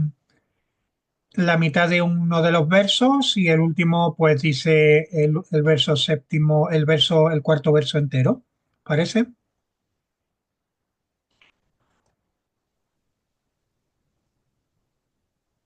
Muy bien. Vale, Alma, empiezo yo. Ah, bueno, Antonio, no. dale, tú, dale tú. Venga. Alma humana, tú te vives los miembros que por el mundo del espacio te llevan en el ser de los mares del espíritu.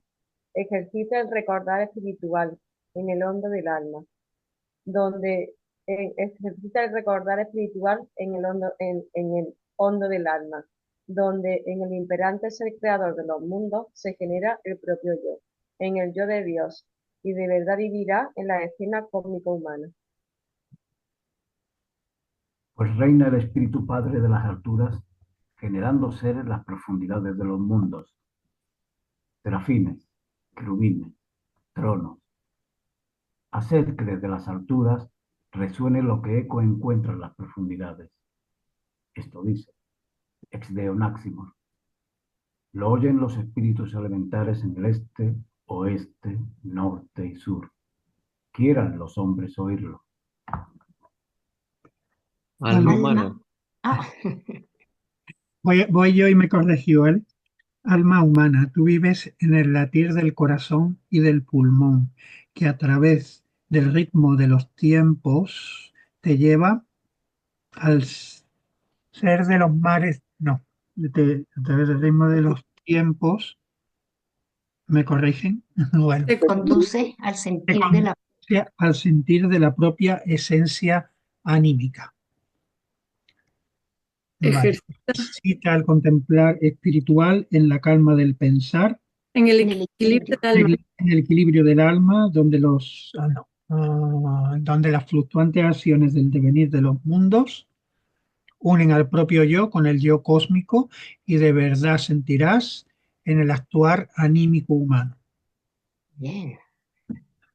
Regular. Siguiente. Dale, Manuel. Pues reina en derredor la voluntad de Cristo, donando gracia a las almas en los ritmos de los mundos. Quiriótete dinamia exousiae, hacer que desde Oriente se encienda lo que por Occidente cobra forma. Esto dice, in Cristo morimus. lo oyen los espíritus elementales en el este, oeste, norte y sur. Quieran los hombres oírlo. Alma humana, vives en la cabeza en reposo que desde los fundamentos de la eternidad te revela los pensamientos cósmicos. Ejercita la visión espiritual en la calma del pensar, donde los eternos fines de los dioses donan luz de esencia cósmica al propio yo para su libre voluntad, y de verdad pensarás dentro de los fundamentos espirituales humanos. Pues reinan los pensamientos cósmicos del espíritu, implorando luz en el ser de los mundos. Arcáis, arcángeles, ángeles, haced que en las profundidades se suplique lo que en las alturas es conocido. Esto dice per spiritum sactum revisimus. Lo oyen los espíritus elementales en el este, oeste, norte y sur. Quieran los hombres oírlo. En la transición de los tiempos entró la luz de los espíritus de los mundos en la corriente del ser terrenal. Su dominio perdieron las tinieblas de la noche. La luz, clara como el día, resplandeció en las almas de los hombres. Luz que da calor a los corazones pobres de los pastores. Luz que ilumina las frentes sabias de los reyes. Sigue.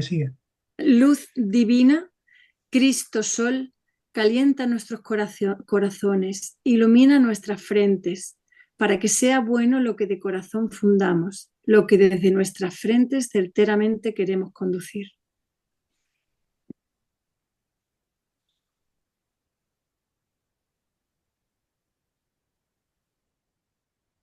Bueno, pues aquí hemos llegado y nada, cualquier aportación para el futuro de las lecturas que nos quedan, si queréis hacerlas, nos lo vamos diciendo por el grupo. Muy bien. Bueno, buenas noches. Muchas Muchas gracias. gracias a todos. Muchas Buenas gracias. noches. Hasta luego. Gracias. Chao.